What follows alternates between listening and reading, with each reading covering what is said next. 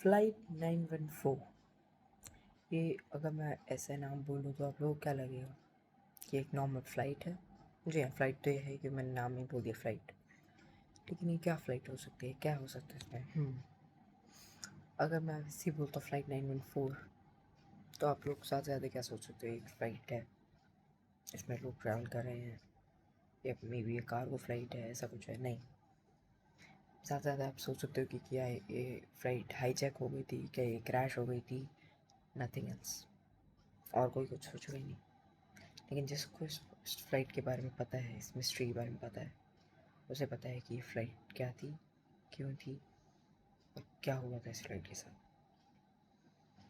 मैं बात कर रहा हूँ फ़्लाइट 914 की, जो न्यूयॉर्क से मियामी के लिए निकलती है 1955 में। ये फ़्लाइट 2 जुलाई 1955 को टेक ऑफ करती है न्यूयॉर्क से मियामी के लिए। लेकिन एक दिन नहीं, एक हफ्ता नहीं, एक महीना नहीं, एक साल नहीं, बल्कि पूरे 37 साल 37 ईयर्स के लिए ये फ़्लाइट गायब हो जाती है। लिटरली गायब। किसी को नहीं पता ये कहाँ है, कुछ नहीं। सर्च ऑपरेशन भी होता है इसके ऊपर, लेकिन वो भी फेल जाता है। फिर इस फ़्लाइट को ढूंढने के लिए सर्च ऑपरेशन को बंद कर दिया जाता है और सब लोग इस फ़्लाइट को भूल से ही जाते हैं। लेकिन फिर उन पैसेंजर्स का क्या जो बोर्ड पे थे, इसमें अराउंड 50 to 60 पैसेंजर्स थे। 2 पायलट थे और 4 से 5 असिस्टेंट थे। लेकिन इस फ़्लाइट में ऐसा क्या था, ये फ़्लाइट 37 ईयर्स के लिए गायब हुई तो क्या हुआ, उसके बाद इसका क्या हुआ।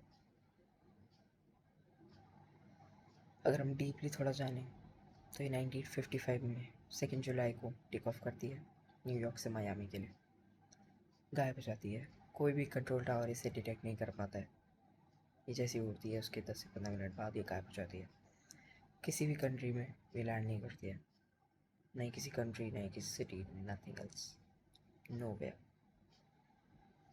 अब हर कोई डर सा जाता है कि इस फ्लाइट में पैसेंजर्स का क्या हुआ, जो इस फ्लाइट में पायलट थे उनका क्या हुआ, जो असिस्टेंट थे उनका क्या हुआ। तो उनका क्या हुआ ये तो हमें आज तक नहीं पता। लेकिन आफ्टर 37 ईयर्स, यानी कि 1992 में, ये फ़्लाइट हमें फिर से देखने को मिलती है। जी हाँ, ये लैंड करती है वेनेजुएला के एयरपोर्ट पे। ये वहाँ पर भी पहले परमिशन रिक्वेस्ट करती है, और वहाँ पर भी जब ये लोग देखते हैं कि फ़्लाइट 914 है तो वापस आ गई, तो हर कोई वहाँ पर शॉक हो जाता है। ये उस फ्लाइट को लैंड करने की परमिशन दे देते हैं, और जब ये वहाँ पर लैंड करती है तो पूछते हैं कि कौन सा साल है। वो बताते हैं कि ये 1992 है। तो वो पायलट वायलट्स और सारे अंदर के लोग, स्टाफ ऑफ सब डर जाते हैं, क्योंकि वो बताते हैं कि उन्हें तो बस यही फील हुआ कि बस 3 घंटे से ही ट्रैवल कर रहे थे। और ये बात सुनते ही जितने भी वहाँ पे लोग थे वो सारे डर जाते हैं, साइड हट जाते हैं, और वहीं पे एक मौका ढूंढ लेते हैं पायलट, और उस फ्लाइट को फिर से टेक ऑफ करा देते हैं। और जब वो फ्लाइट फिर से टेक ऑफ करती है, फिर वो आज के बाद कभी वापस नहीं आई है।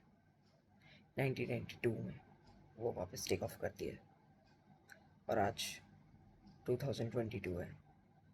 30 साल हो चुके हैं इस बात को। क्या ये फिर से 37 ईयर्स बाद वापस आएगी? क्या मिस्ट्री फिर से कंटिन्यू होगी? We'll never no.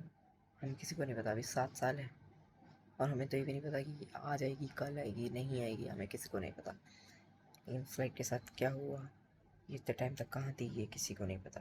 ये बस मिस्ट्री है। लोग इसको कहते हैं कि इसको एलियंस ले गए, कुछ इसके साथ हुआ है, टाइम ट्रैवल, बहुत अजीब अजीब सी थ्योरीज।